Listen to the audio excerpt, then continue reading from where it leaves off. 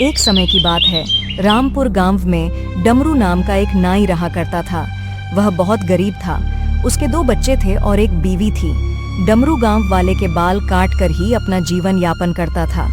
एक दिन डमरू की पत्नी, अजी सुनते हो, घर में खाने के लिए अनाज कुछ भी नहीं बचा है। दोपहर को बच्चे स्कूल से आएंगे तो मैं क्या खिलाऊंगी उन्हें? आपका काम कब जो सही हो जाएगा। मैं जानता हूँ भाग्यवान, पर मैं क्या करूँ? जब से मेरे दुकान के सामने कालिया ने दुकान खोला है, मेरा धंधा ही चौपट हो गया है। वह अपनी मीठी मीठी बातों से बहला फुसला लेता है। मेरा सभी ग्राहक उसी के पास जा रहा है। लेकिन अगर ऐसे ही चलता रहा तो हम लोग भूखे मर जाएंगे। मुझे मेरी चिंता नहीं है, लेकिन आप सोचो, हमारे तो छोटे छोटे बच्चे हैं। तुम चिंता मत करो, करता हूँ मैं कुछ। इसके बाद डमरू घर से निकलकर गांव के सरपंच के पास चला जाता है। अरे डमरू, आओ आओ, आज इधर कैसे आना हुआ रे भैया? बड़े उदास लग रहे हो, सब ठीक तो है ना? सरपंच जी नमस्कार, मैं बहुत दुखी हूँ, इसीलिए आपके पास आया हूँ। आप ही मेरा मदद कर सकते हैं, कृपया मेरी मदद करें। मैं और मदद? हाँ बोलो डमरू, क्या मदद कर सकता हूँ? सरपंच जी आप तो जानते ही हैं, मैं गांव में कई सालों से गांव वालों के बाल काट के ही अपना गुजारा करता हूँ। परंतु जब से मेरे दुकान के सामने कलवा दुकान खोला है, मेरा धंधा ही चौपट हो गया है। वह बहला फुसला के सभी ग्राहकों को अपने पास बुला लेता है। सरपंच जी आप कुछ करिए। पर डमरू, इसमें क्या मदद कर सकता हूँ तुम्हारा? हाँ यह बात तो जानता हूँ कि कलवा बहुत चालाक है। सरपंच जी, मेरे 2 छोटे छोटे बच्चे हैं, घर में खाने के लिए अनाज तक नहीं है। मैं क्या करूं, कुछ समझ में नहीं आ रहा है। देखो भैया, तुम कुछ अब दूसरा काम खोज लो। और रही बात खाने की, तो मैं कुछ अनाज आज के लिए दे सकता हूँ। वह ले जाओ, अपने बच्चे को खिलाओ। सरपंच जी डमरू को एक लाल गमछा में पोटली बनाकर कुछ अनाज दे देता है। वह अनाज लेकर डमरू अपने घर आ ही रहा होता है कि रास्ते में डाकू खजाना समझकर उसको रोक लेता है। खजाना आ रहा है।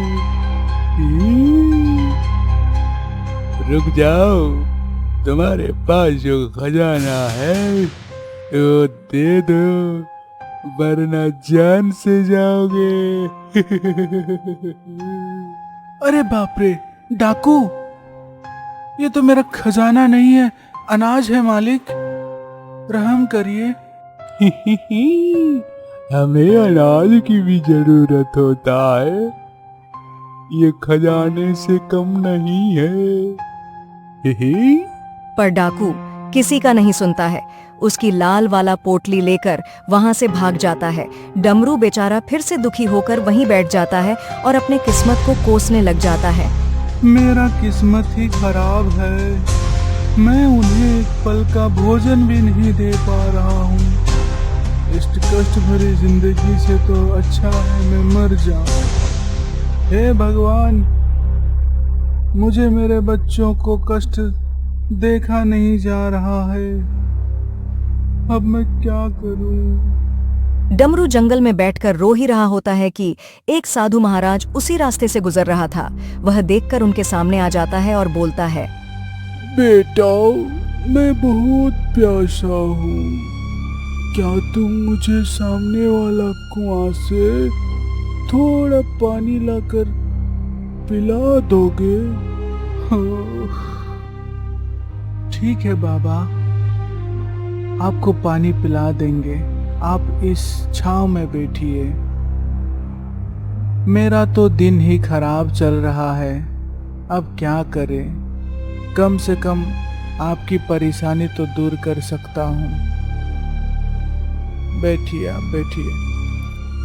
बाबा उदास नहीं रहे तो क्या करें? घर में मेरे 2 बच्चे हैं, बीवी है, वे सब भूखे हैं।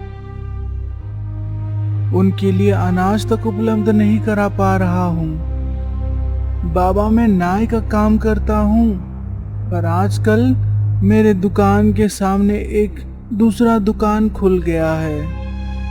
वह बहुत लालची है, सभी ग्राहकों को लालच देकर बुला लेता है।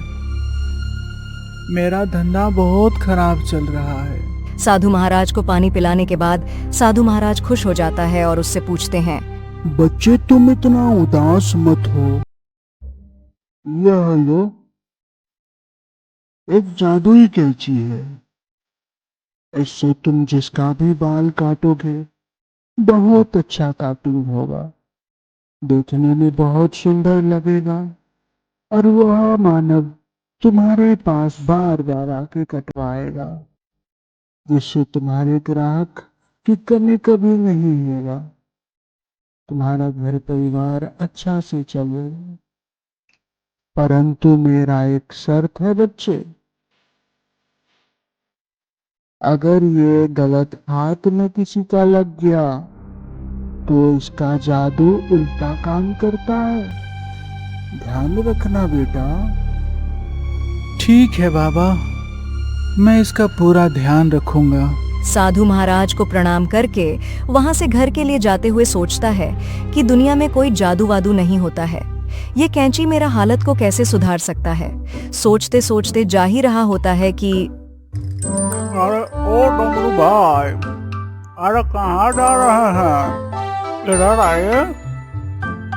हमार बटुआ घर से कहीं जाने नहीं सोच रहा है, उसका बाल काटना है। आइए महाराज, थोड़ा बाल काट दीजिए। हाँ मालिक, जरूर करूँगा मैं अभी कर दूंगा। जैसे ही बच्चे का बाल काटता है बहुत अच्छा कटिंग होता है। यह देखकर उनके घर का बुजुर्ग निकलता है और वह भी अपना बाल काटवा लेता है। अरे वाह, तुम तो बहुत ही अच्छा बाल काट देते हो। हर बार अब तुम्हारे पास बाल कटाने जाना होगा। ये लो भाई, तुम्हारा पैसा। पैसा मिल जाते ही डमरू खुश हो जाता है। उसी पैसा से अपने बच्चों के लिए जल्दी से अनाज और राशन लेकर घर चला जाता है। आप आ गए, राशन भी लेकर आए हैं। क्या बात है जी, आप खुश लग रहे हैं। अरे सुनो, मेरे साथ आज बहुत कुछ घटना हुआ है। मेरा जान जाते जाते बचा है। डाकू से मुलाकात हुआ था। आते आते फिर एक बाबा से भी मुलाकात हुआ। बाबा ने मेरे को एक कैंची दिया है, बोलता है जादुई है, पर पता नहीं जादू है कि नहीं है। भगवान की दया से आज का तो अनाज का जुगाड़ हो गया, कल के लिए कुछ सोचना पड़ेगा। जाते हैं, देखेंगे क्या होगा। सुबह उठकर डमरू अपना दुकान चला जाता है। दुकान पहुंचकर डमरू उदास बैठा हुआ होता है कि सामने वाला दुकान से आवाज आता है, अरे डमरू भाई, अभी आपको दुकान बंद कर देना चाहिए। बेकार में समय बर्बाद करके मच्छर मार रहे हैं। जाकर कोई दूसरा काम धंधा करिए। हे प्रभु, यह कैसा दिन देखना पड़ रहा है। मेरा हालात कब सुधरेगा? अच्छा, मेरा कैंची यहाँ रखा था, कहाँ गया? ओ, इधर है। बाबा तो बोला था जादुई कैंची है, पर इसकी जादू लगता है चल नहीं रहा है। लगता है मेरा हाथ ही गलत हाथ तो नहीं है, पता नहीं। अरे डमरू भाई, कैसे हैं आप? मेरा घर रिश्तेदार आया था। मेरा बाल का स्टाइल देखकर वह भी कटवाना चाहता है। देखिए, इसको लेकर आए हैं। एकदम मस्त स्टाइल में इसका भी बाल काट दीजिए। हाँ हाँ जरूर, आइए आइए आइए, बैठिए। उन लोगों के बालों का स्टाइल इतना सुंदर बन जाता है कि लोगों में पूरा चर्चा फैल जाता है कि डमरू के पास कोई जादुई कैंची है। गांव के सभी लोग उनके पास ही बाल काटने जाते हैं। देखते ही देखते डमरू की दुकान में भीड़ लगने शुरू हो जाता है। ए डमरू के बच्चा, मेरा सब ग्राहक को छीन लिया। जादुई क्या कैंची है? अब मैं बताता हूँ, इसका जादुई कैंची ले लूंगा। डमरू जब दोपहर को खाना खाने अपना घर जाता है, दुकान बंद करके पर गलती से ताला लगाने भूल जाता है। इस मौके का फायदा उठाकर कलुआ उसके दुकान में घुस जाता है और चुपके से जादू की कैंची अपने पास लेकर आ जाता है। अरे कलुआ भाई, जल्दी से मेरा एकदम अच्छा वाला बाल बना दीजिए तो मैं लड़की देखने जाने वाला हूँ। हाँ हाँ जरूर, आइए आइए आइए बैठिए। जादुई कैंची अपना काम करना शुरू कर देता है और देखते ही देखते उसका बाल काटते काटते टकला कर देता है। यह देखकर ग्राहक उस पर भड़क जाता है। अबे कलुआ के बच्चे, ये क्या कर दिया? मेरे को टकला बना दिया, मुझे लड़की देखने जाना था। तेरी तो ये क्या हो रहा है ऐसे? मैं जानबूझकर नहीं किया हूँ, माफ कर दीजिए। इसी तरह दूसरे ग्राहक का भी बाल काटते काटते उसका पूरा शरीर का कपड़ा काट जाता है। कलवा कैंची को रोकना तो चाह रहा, लेकिन कैंची रुकता ही नहीं है। यह सब होता हुआ देख ग्राहक वह भी गुस्सा होकर कलुआ को धुलाई देना शुरू कर देता है। डमरू अपना दुकान से उसकी धुलाई होता हुआ देख रहा होता है और समझ जाता है। हाँ, इससे पता चलता है कि यह मेरा कैंची चुराया होगा, इसीलिए इसके हाथ में उल्टा काम कर रहा है। अभी जाकर पूछते हैं, कलुआ तुमने मेरा कैंची चुराया है? सच बताओ। मेरे तो कर्म ही फूटी है, लालच में आकर मैंने गलती कर दिया। अरे भाई मुझे माफ कर दो। बाबा यह मेरे साथ क्या हो गया? यह जादू का कैंची लाकर ही बहुत बड़ा गलती किया हूँ। आज के बाद लालच कभी नहीं करूंगा, माफ कर दो भाई। इस घटना के बाद कलवा सुधर गया और दोनों एक साथ आपस में मिलकर दुकान चलाने लगे। दोनों के परिवार अच्छा से चलने लगा।